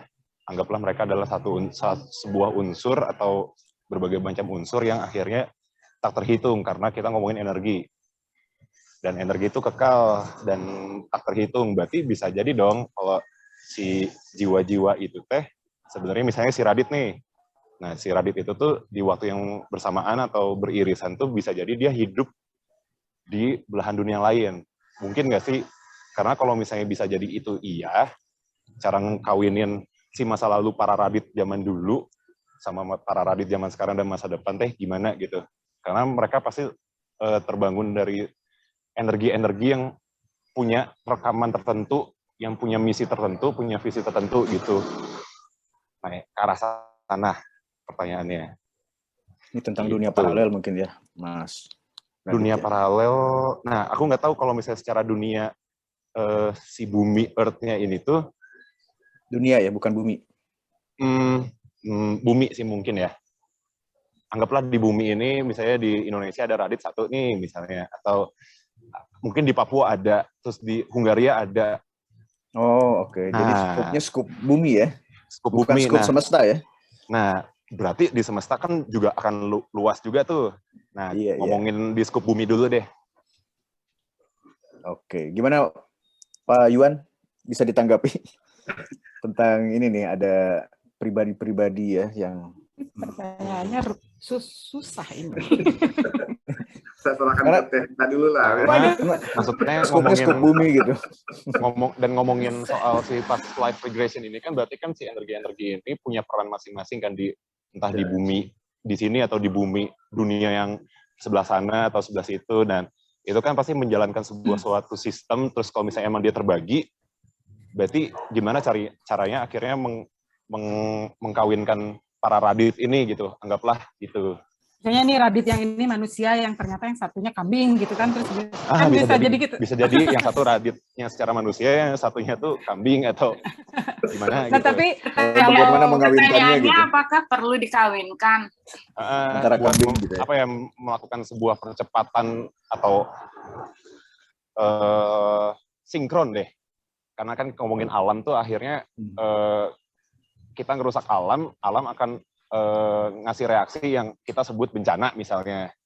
Sedangkan itu kan ngomongin aksi reaksi supaya itu sinkron gitu. Jadi adem ayam. Kalau di pengalaman saya sih belum pernah ya. Belum pernah kalau dia past life biasanya nanyain waktu ya. Nah, terus kalau dia di zaman sekarang, kita nanyain tentang kondisinya sekarang, misalnya apanya, siapanya, ayahnya, ibunya, dan sebagainya. Hampir tidak ada tuh. Tidak ada yang kemudian ternyata berbeda dengan keterangan ketika dia di terapi gitu kan. Gitu sih kalau sepengalaman saya. Kalau apa tadi dimensi ya. Kalau kehidupan paralel itu ya. Di situnya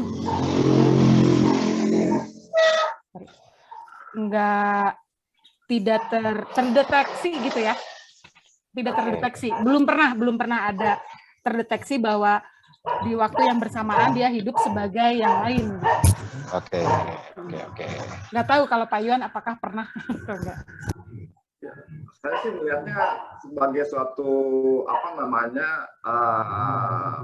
framework konsep yang berbeda ya antara reinkarnasi dengan yang tadi paralel ini ya, betul. Jadi kayak konsep yang berbeda menurut saya. Jadi kalau dari sisi reinkarnasi biasanya atau past life itu biasanya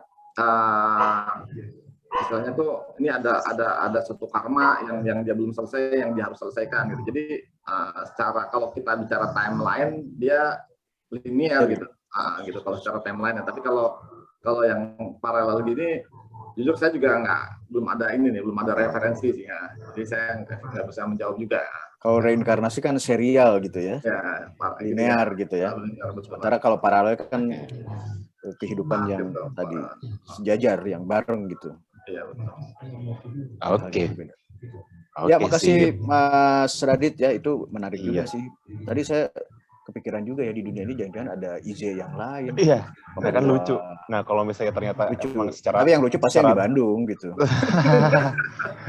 Iya. Nah, kan kalau secara timeline kan lucu banget. Berarti ada satu kayak episode berbagai season yang mereka terus bergerak gitu. Nah, Loki itu ya. Ya, betul. Atau one-nya Jet Li dulu. Iya, gitu. Oke, ini masih ada banyak penanya nih. Berikutnya dari Mas Nugi ya, silakan. Terima kasih. Ya, sama-sama. Silakan Mas Nugi. Bacakan ya. Saya pernah mendengar bahwa past life regression itu juga memiliki resiko yang kontraproduktif bagi kehidupan yang saat ini ya. Karena kalau itu dilakukan hanya untuk sekedar rekreasional atau penasaran gitu, kecuali memang dilakukan untuk mencari akar masalah gitu. Jadi karena kita sudah interfere ke kehidupan masa lalu gitu. Kalau yang punya belief system yang percaya reinkarnasi ya. Kalau yang enggak berarti kita sudah interfere ke konsep memori yang menjadi path hidup kita. Menurut Pak Yuan bagaimana? Iya betul, setuju saya. Jadi bahwa dia ada risiko, setuju. Jadi makanya saya pernah juga membuat video ini dan mengatakan bahwa tidak boleh dilakukan oleh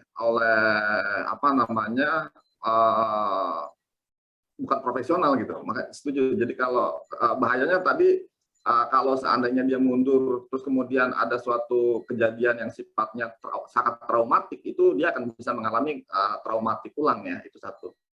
Terus yang kedua, ya kalau dia nggak profesional dia nggak bisa tanganin maksud saya.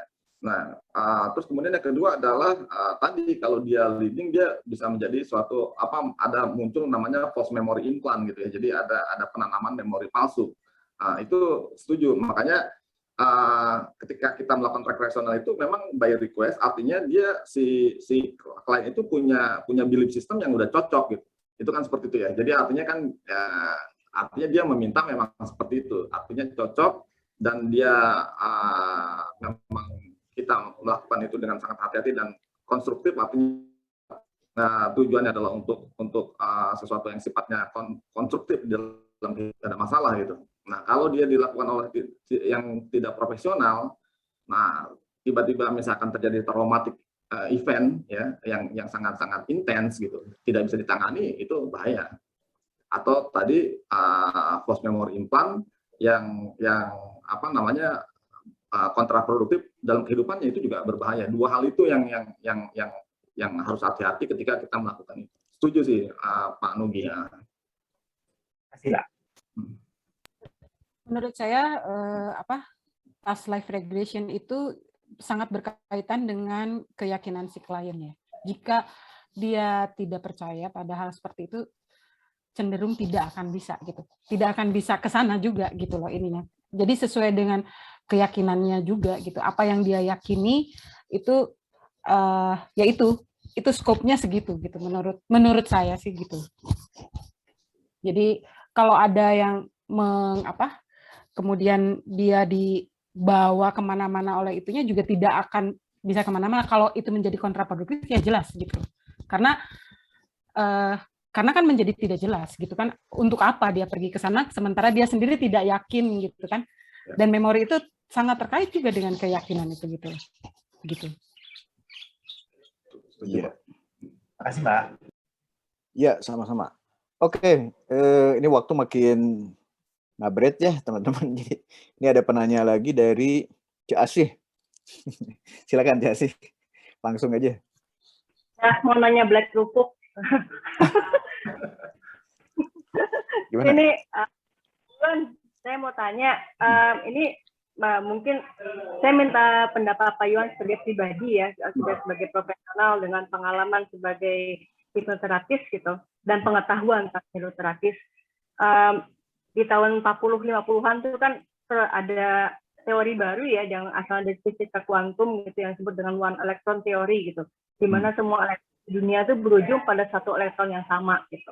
Nah, saya menggelitik ide gitu, apakah mungkin pengalaman regresi ini adalah upaya komunikasi antar elektron gitu, yang kemudian tujuannya adalah mewujudkan elektron tunggal itu gitu loh.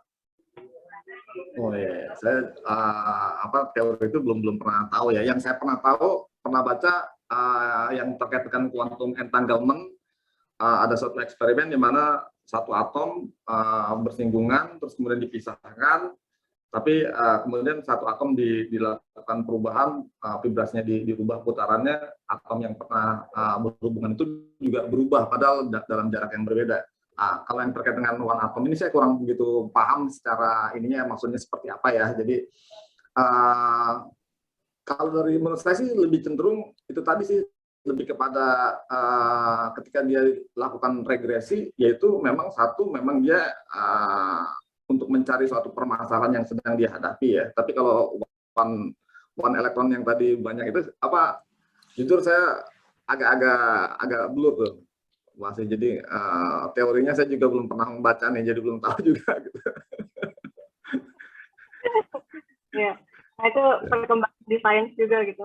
Iya. Jujur PR dulu lah buat saya, nanti kalian kesempatan saya baca dulu. Mungkin butuh barangkali. Iya, mungkin betul. Wah, saya nggak bisa jawab ini, Casih. Nanti kita ngobrol aja ya. Sambil ngopi ya, sambil ngopi. Sambil ngopi lah kita. Bahas lagi, sambil nentuin 5 tema ke depan gitu ya. Iya, betul. Jadi diskusi kelam. Nah, ini ada penanja yang sudah bertanya sebenarnya, ada Mas Rambo sama Mas BM ya. Ini siapa dulu yang mau bertanya nih? Kita masih ada waktu ya, panitia? Bang BM aja. Oh, Mas BM aja, silakan.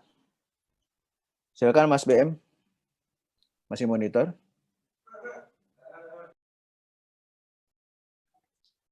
Halo. Ya, silakan Mas. Ini saya penasaran sih Mas yang tadi. Yang tadi kalau kita lakukan sendiri itu jebakannya kita bisa masuk seperti labirin pikiran ya Mas, yang kita terjebak di dalam sana.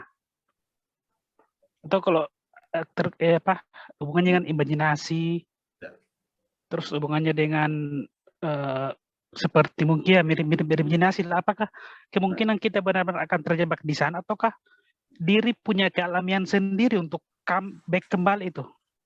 Jadi gini, Pak BM ya,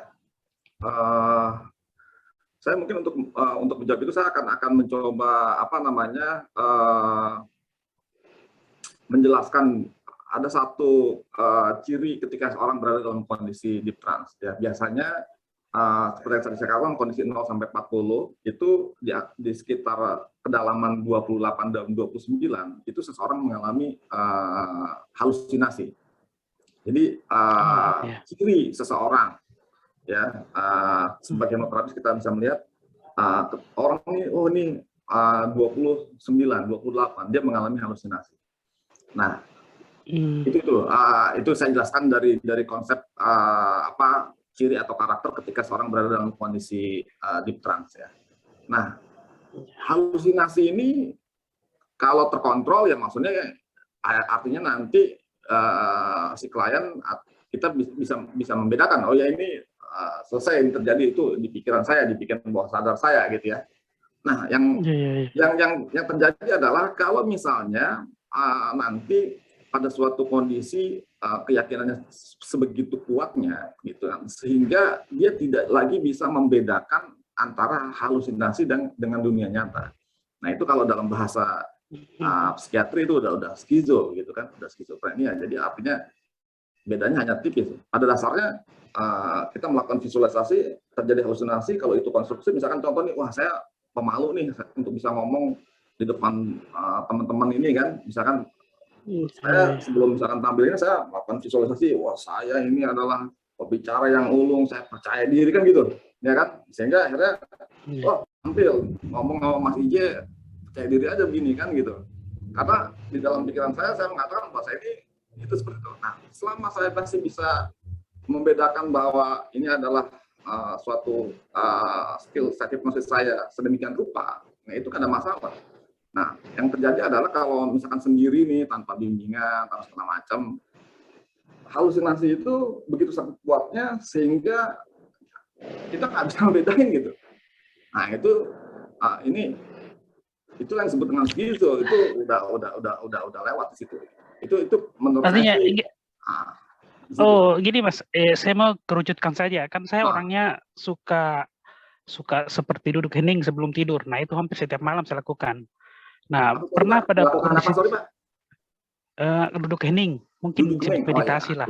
Ya, kalau Islam cuma tafakur lah. Ini Mas, saya pernah masuk di kondisi tertentu, itu saya rasa dari ujung kaki, jempol kaki saya sampai ke pusar itu sudah hilang. Tapi kondisi kesadaran saya itu tetap stabil, normal. Nah, cuman saya putuskan berhenti karena saya ada muncul mungkin karena pengaruh pikiran rasa khawatir ini saya akan kemana, gitu saja sih Mas sebenarnya. Khawatir ini akan saya kemana. Tapi kondisi tadi kaki sampai pusar itu sudah hilang. Makanya dalam tradisi apapun sebenarnya, dalam tradisi pembelajaran apapun, seorang guru, seorang mursyid itu dibutuhkan di situ sebenarnya. Jadi kalau sendirian itu tadi kita bisa nggak jelas tuntunannya ya. Saya pernah juga istilahnya ya dalam praktek pengalaman saya itu tiba-tiba saya lempar ke atas gitu, ke atas seperti kayak menembus ini gitu. Tapi saya juga bisa melihat, oh itu tuh badan saya tuh lagi duduk di bawahnya. Nah, apakah itu gitu kan? Nah, lagi-lagi menurut saya kalau kita mau mendalami lebih ke arah sana, kita nggak bisa berjalan sendirian sih menurut saya. Jadi saran saya tetap kita butuh, ya kalau dalam bahasa kerennya butuh coach lah gitu kan, butuh seorang yang akan coaching Anda gitu, atau dalam bahasa spiritualnya mungkin guru atau mursyid gitu, dalam perjalanan Anda, sehingga tentu harus menemukan itu sehingga kekhawatiran atau apa itu bisa terjawab. Oh, berarti artinya Mas seperti yang terakhir tadi, diri tidak punya natural untuk kembali ke awal. Tidak ada kondisi kenaturalan. Kalau menurut saya sih cenderung untuk kembali, betul, cenderung untuk kembali. Ya. Tapi seperti yang pernah misalkan saya alami ya, dia akan secara otomatis akan kembali gitu. Tapi apakah nanti ada efek yang lain itu yang saya juga tidak bisa cerita juga ya. Ada kasus-kasus yang kelewat apa segala macam ya. Cuma dari sudut pandang keilmuan saya sebagai hipnoterapis, saya akan mengatakan bahwa seandainya itu adalah halusinasi, ya kan, dan Anda tidak bisa membedakan itu dengan dunia nyatanya nanti, maka itu sudah pada level skizofrenia, gitu. Itu yang kita hindari. Itu sih yang menurut saya. That's why saya mengatakan, ya dalam setiap perjalanan Anda butuh guru, Anda butuh mursyid, butuh coach dalam bahasa kerennya untuk membimbing Anda, gitu. Itu sih. Oh iya, oke Mas, terima kasih banyak. Ya, terima kasih Mas Bem. Pertanyaan terakhir ya, karena kita waktunya sampai jam 9 rencananya dan ada beberapa pengumuman dari panitia nanti. Pak Yuan, wah ini sangat menarik tadi diskusinya. Memang ini nambah wawasan, apalagi buat saya yang memang jauh dari dunia hipnoterapis ini ya. Oke, mungkin Pak Yuan bisa ngasih closing statement untuk diskusi kali ini. Setelah itu kita akan menginjak ke sesi berikutnya. Silakan Pak Yuan. Ya, closing statement-nya apa ya? Jadi intinya sih sebenarnya gini, Tuhan telah memberikan potensi yang tak terbatas sebenarnya di dalam diri kita. Jadi entah itu dalam bentuk potensi pikiran ya atau kemampuan akal berpikir segala macam, nah itu mari kita gunakanlah untuk segala sesuatu yang sifatnya konstruktif, membangun diri kita dan membawa kebaikan untuk orang-orang di sekitar kita gitu. Itu aja sih mungkin. Iya Kak, wah ini sangat bijaksana banget, sangat positif gitu. Oke Mas Yuan, terima kasih banget, hatur nuhun sangat, hatur nuhun pisan. Ya. Kasih banyak. Thank you very much. Ya, ulang ayaye. Bahasa nondin aja. Ya teman-teman, ini ada beberapa pengumuman nanti dari panitia. Sesi diskusi udah selesai. Saya kira kita beri aplaus dulu ya untuk Pak Yuan. Nuhun Pak Yuan. Baik, terima kasih. Izin sampai ketemu lagi. Mudah-mudahan ya, ada jodohnya. Siap. Maka semuanya ya. Selamat malam. Nuhun, terima kasih banyak. Ke Cik Asis, silakan. Ya. Terima kasih banget sudah standby ini sampai jam 9 malam. Agak lambat dari perkiraan ya, tapi sebenarnya masih oke lah ya. Kita masih bisa dalam satu kerangka waktu juga. Oke. Nah, sekarang saya mau ngasih pengumuman tentang ada beberapa quiz nih yang kita mau keluarin nih dengan beberapa hadiah yang seru banget ya. Jadi ada 2 hadiah. Yang pertama itu adalah dari Earth Garden Talk Cafe, sebuah kafe cozy di baru ajak Lembang dengan menu khasnya tuh Markali, ada espresso dengan strawberry dan lemon. Oh ini enak banget nih pasti dengan sirup rahasia, apalagi pakai rahasia ya. Nah, ada vouchernya sebesar 50.000. Nah, untuk yang mau jalan-jalan sambil menikmati masa reda pandemi ini di Lembang. Lalu kemudian ada satu lagi, itu ada hadiah berupa premix chocolate spice cake. Nah, bukan space ya, ini spice ya, dari The Good Life ya. Nah, ini kafe di daerah Bukit Dago. Nah, ini premis ini tinggal tambahin air sama minyak panggang atau kukus. Nah, ekonomis dan mudah sekali, cocok untuk yang masih mau ngadem di dalam rumah aja. Jadi udah pilihan mau jalan atau mau di rumah. Oke, nah gimana cara dapatnya? Ada quiz yang akan linknya akan di-share oleh panitia di chatbox. Silakan diisi. Nah, ditunggu jawabannya paling lambat hari Jumat tanggal 15 Oktober besok ya, jam 8 malam. Dan pengumumannya akan di-share di FB-nya Diskusi Kelam pada hari Sabtu tanggal 16 Oktober jam 12 siang. Ada 2 pertanyaan yang harus dijawab. Yang pertama, kalau ternyata saya reinkarnasi masa lalu, saya mau jadi siapa? Dan kedua, alasannya kenapa? Gampang banget dan ini bisa seru banget ya jawabannya ya. Jadi silakan teman-teman mau ngadem di rumah atau mau ngadem di Lembang, pilihannya pada teman-teman. Sekali lagi terima kasih atas kehadirannya. Saya serahkan kembali kepada Pak Izek. Ya, terima kasih Cik Asi atas pengumumannya. Teman-teman, kita memasuki penghujung acara ya. Terima kasih untuk kehadirannya. Kita akan ketemu lagi di acara selanjutnya. Temanya tentang Anunnaki ya, dan eksoplanet. Betul ya, Bob ya? Halo? Betul. Ya, oke. Dengan demikian, saya IJ, pamit undur diri. Sampai ketemu lagi di pertemuan berikutnya. Salam sehat selalu. Ya.